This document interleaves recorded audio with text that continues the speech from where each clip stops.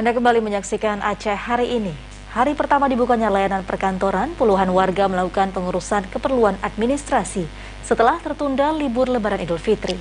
Salah satunya layanan Samsat Kota Luk Semawe yang dipadati warga untuk membayar pajak kendaraan bermotor.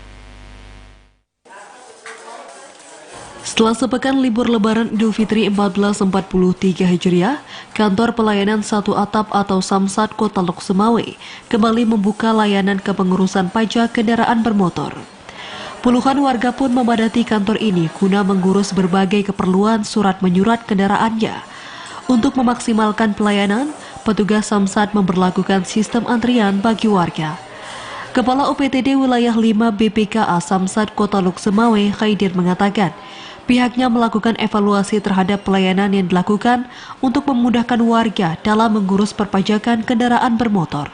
Khaidir menambahkan untuk saat ini kesadaran warga membayar pajak terus meningkat, sehingga pihaknya akan terus melakukan evaluasi terhadap pelayanan untuk memudahkan akses masyarakat dalam membayar pajak kendaraan bermotor.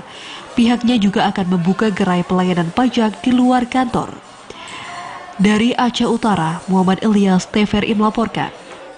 Saudara, kantor wilayah Kementerian Agama